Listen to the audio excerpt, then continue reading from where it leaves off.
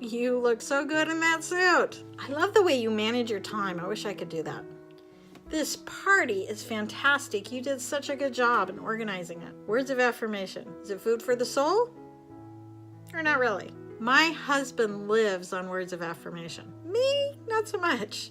You know, I love a good compliment. It makes me feel good. It boosts my ego, but it doesn't fill my love tank. But for those with this love language, it is like the lifeblood to them. They need to hear how much you love, admire, respect, and notice them. How much you appreciate them. So I have to confess, when I was young and married, I found out something about my husband. He hates the silent treatment. It drove him crazy. He would think that I didn't love him, but I ended up using it as a manipulation. When I was angry or when I wanted something, I just shut down. It's very easy for an introvert to do, and it drove him crazy. He wanted to make me happy because he thought I didn't love him anymore. He'd fill my love tank unknowingly because my love language is time and gifts. So he'd bring me flowers, take me out to dinner, give me all this undivided attention, and I was so happy. It was amazing. But then my love tank was so full, I'd fill up Fred's.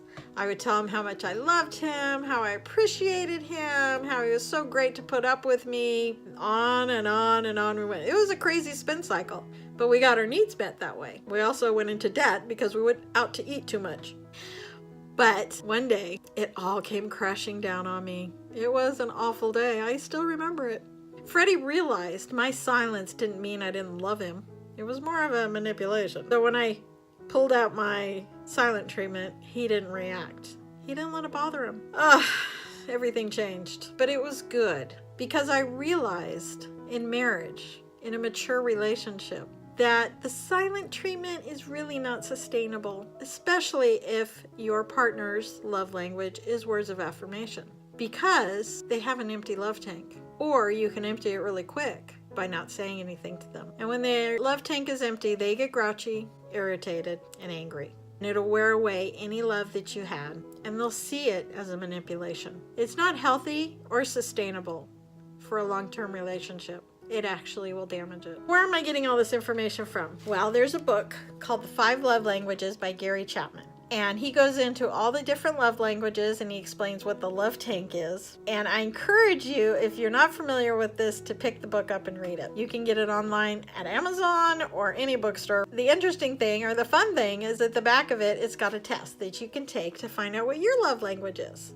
And your partner can take it as well. Now, if you can't get the book for some reason, you can go online at 5lovelanguages.com and they have the test available there too. So you could take it, get your partner to take it, find out what your love language is. If you already know the love languages, especially if you read it a long time ago and you know it all, I encourage you to do it again. In fact, my husband and I, we did it when we first got married, and then 25 years later we read it again. We learned a lot about each other. It was very enlightening. I encourage you to review it again if you already know it, because you might learn something new about your marriage or about yourself. So your partner's love language is words of affirmation, but it's not yours. So you don't know what to do. Maybe you're uncomfortable talking, expressing your love in words. I was. You know, it's not my language. And when I found out it was Freddie's, it's like, oh, I don't know what to do. Well, I've got some help for you. Start a list. A positive list about your partner. You could do it on your phone, on your computer, on a piece of paper, wherever.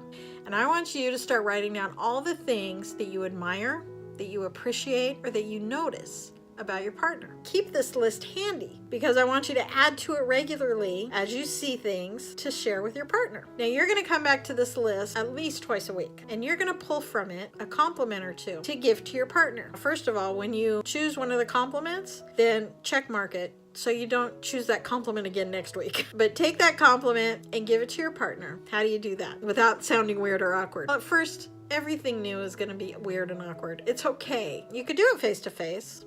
That's fine.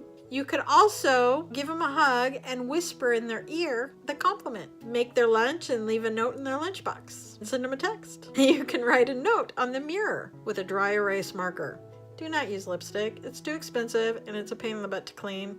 I know this. But any way you can, leave a note. Let them know how much you appreciate them. Keep that list handy. Add to it. Use it to give compliments. It'll benefit you and your relationship. Find opportunities to give compliments in public, in front of people. It could be your in-laws, your parents, your kids, your family, your friends, a dinner, social occasions, wherever. Fill up their love tanks and let them know how much you love them in front of other people. They're going to be so happy, and the results are going to be amazing in your relationship. Give your compliments generously without expecting anything in return.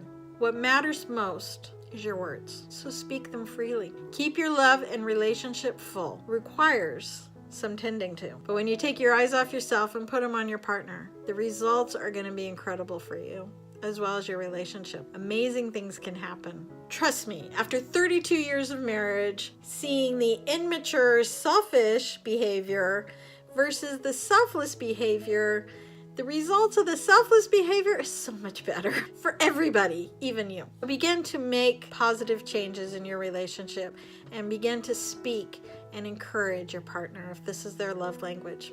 In God's word, Proverbs 16:24, it says, gracious words are like honeycomb, sweet to the soul and healing to the bones. So bring some joy and healing into your relationship and to your partner. So I encourage you to find your love language, share it with your partner, and find out theirs. If you found this video helpful or interesting, please like and share. Share it with somebody that's in a relationship that might need a boost. And be sure to subscribe to this channel, because next week we will be covering another love language, and it just might be yours. Okay, now I'm going to ask you to do something, especially if this is your love language. In the comments below, let us know something that somebody did for you that filled your love tank up. Or if your partner's love language is words of affirmation and you did something that you could tell, oh, that was great, tell us. Because people like me need to know. This is not my language. I need ideas. So please share your ideas, share your experiences down below. I know we'll all appreciate it, especially those needing to share this type of love with our partners. Share the love, speak the love. I will see you next time. Thanks so much. Have an awesome day. God bless and aloha.